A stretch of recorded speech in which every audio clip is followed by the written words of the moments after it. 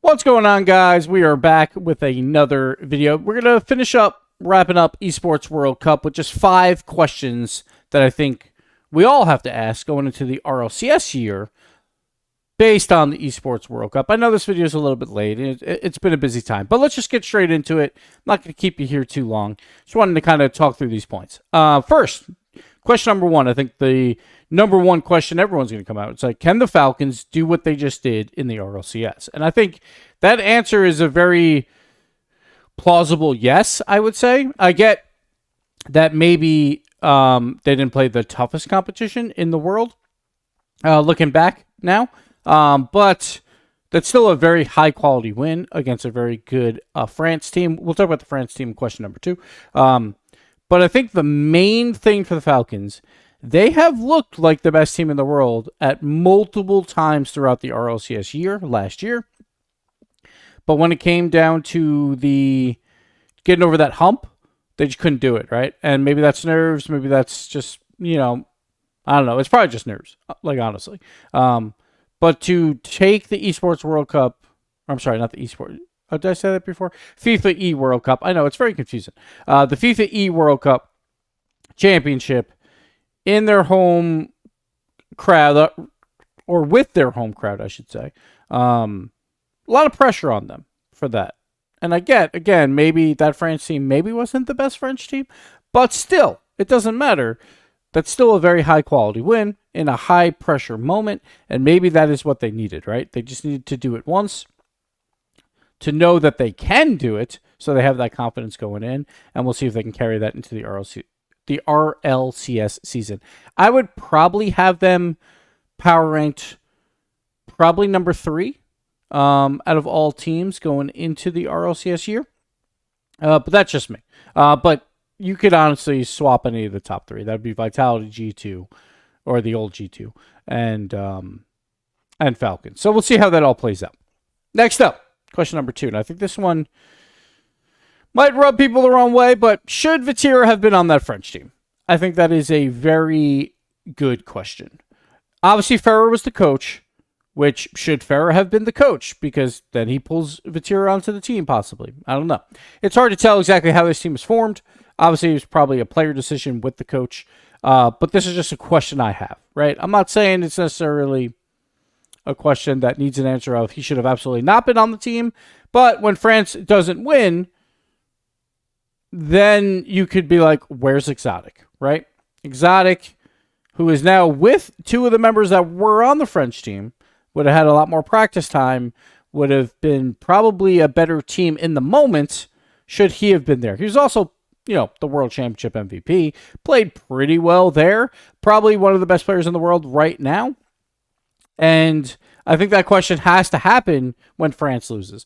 Personally, I think France losing, not a huge deal. They looked very dominant until they played Morocco, where it was very close. And then they lost in the final, which I would say they were expected to lose in the final because the Falcons were a normal RLCS team. But that does beg that question of, you could have done the same thing. They did say they only have about 1 week of practice beforehand. And again, so with that being known, shouldn't you have just gone with Exotic and not Vatira? Because that would have been the better team. I think, honestly, the answer is yes. Or the answer is no. Should Vatira have been on the French team? I don't think he should have been. I think it should have been Exotic. Honestly, just take the Vitality team, personally. But at the end of the day, I don't think it was a huge deal. I think they still played incredibly well. But for the sake of practice and all that, like Exotic, again, one of the best players in the world right now, the World Championship MVP. I think he should have been on that French team. And I think for the spot of probably Vatira. But hey, it didn't happen. And France will go on. But they will not be the country that reigns supreme. Saudi taking it over. Which I think, if you're a North American fan, you probably kind of want that. Like, France has been dominant for so long in RLCS. Since, like, past COVID. Or even before COVID at times with K-Dop. But, like, it's kind of, like sometimes it's a little nice when it's like, all right, France doesn't win everything. But hey, whatever. Number 3, does North America even care? And I think that's a very good question. Obviously, a beast mode, building a house was what he put on Twitter. I know it's a meme now of like, just put him in a Bob the Builder suit, but like, so he didn't go. Obviously, there's probably more to it, where there always is. There's probably more to it for the rest of the squad as well. But like Daniel and Atomic didn't go. First Killer didn't go after accepting it. There's got to be more to it, but it doesn't help that like there always seems to be Europe's got passion for the game, and it feels like North America doesn't, except for the players that are just not that good, right? North America, we always talk about this, and I know some people would argue against it, but depth in Europe versus depth in NA. NA is not as deep as Europe in my mind, but the passionate players are usually those ones on the lower end of the North American tier list, right? They're passionate to try and get up to the top. But overall, it just seems like they're just not as good, right? So they just, passion can only bring you so far. Obviously, North America at the FIFAe World Cup didn't even make the playoffs. And I guess I'll add another question about England here in a moment. But that was not a good showing. They should have made it anyway, and they couldn't do it. It just kind of shows maybe that depth is not there right now. And does NA even care? I think they do, but I think it's nowhere near the level of Europe.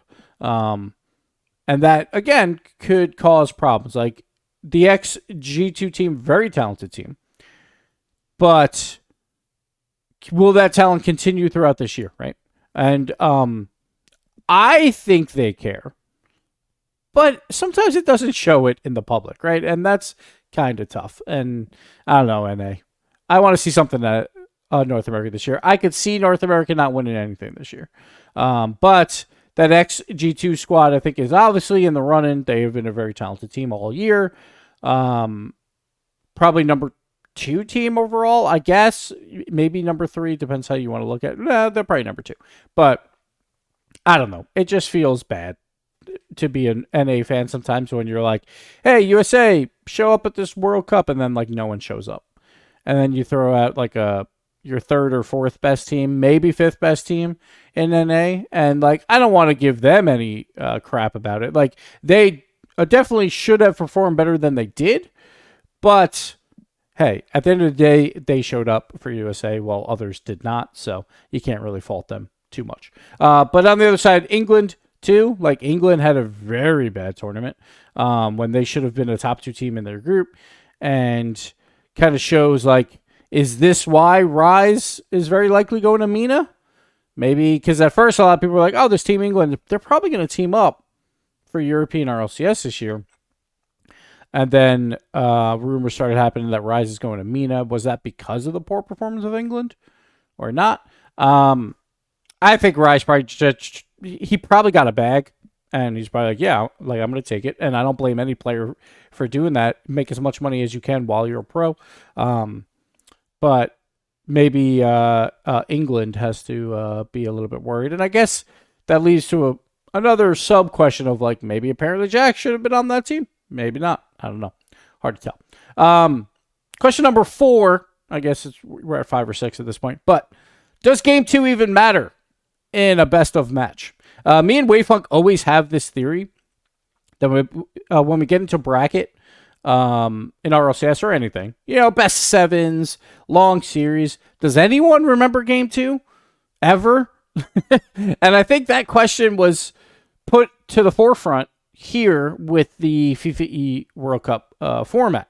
At least on Reddit, a lot of people seem to like it because it's like, oh, every single game matters, This Game 2 is huge. Game 2s were always big because of the 3 points versus 1 point swing. And obviously, I'm not a fan of the whole 1 point thing. We've already been over that. But it did mean Game 2 had a lot of importance.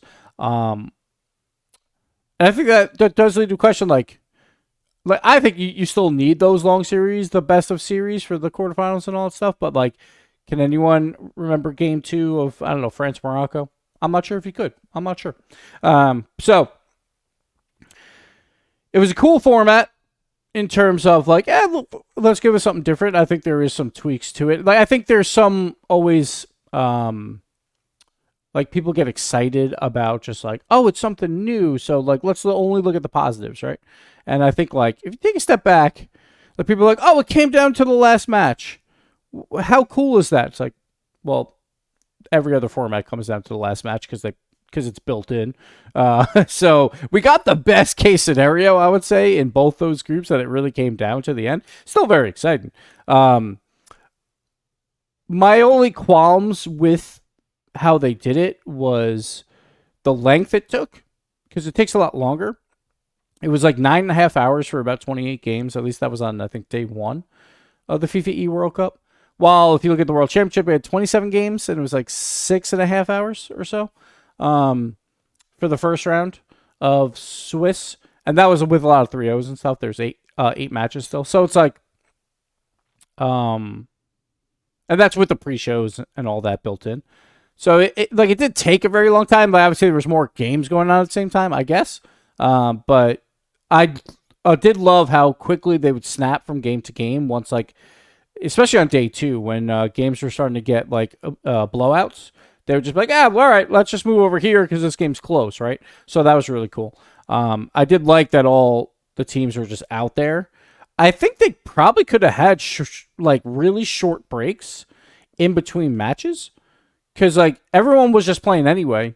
Just go right into the next one, right? Just keep going, go. Well, I felt like that was probably maybe the only a thing that was poor about it, and that's why it probably took 9.5 hours. But everyone's like, oh, there was so much action and it was so great. I'm like, I think there was actually way less action, but that's just me. In terms of the format in general, I think I would still love. I still hate the 3 points for a win. I think that it just does not make a lot of sense. But I think there's a way you could do it. Just do a best of 3. And then if you win 2-0, you get your 3 points. So then game 2 still really matters a lot. If you lose 2-1, you get 1 point. If you win 2-1, you get 2 points, basically. I think that would make a little bit more sense, personally. Then you always have a win as well. I think the draws were like I guess it sounds cooler when it's like South Africa, they got the draw, right? Compared to they got one game out of best of 3, I guess. But I don't know. Maybe that's just me. Maybe I'm in the minority there. But it did make the format. Game 2s really did matter. And sometimes that does not matter at all in the RLCS. So that was cool. And then finally, question number 5. And I want you to answer whatever you want to answer down below in the comments as well. Do you agree with me? Do you disagree? Yada, yada. Question number 5. Is this the year of Nas? Nas obviously looked great for Morocco. Now he's teaming up, very likely. Obviously, rumors going around which org is going to pick him up. But Itachi and Oski. So that's going to be a fantastic team. Obviously, like that's 2/3 of Morocco right there. Like Itachi, I think has been a guy that, at least on the caster point of view, we've always been like, dude, Itachi is the GOAT, right? He's so good. Like at what he does. Field position, fantastic. Very similar to like a Monkey Moon in that way, but with what feels like more mechanical skill. But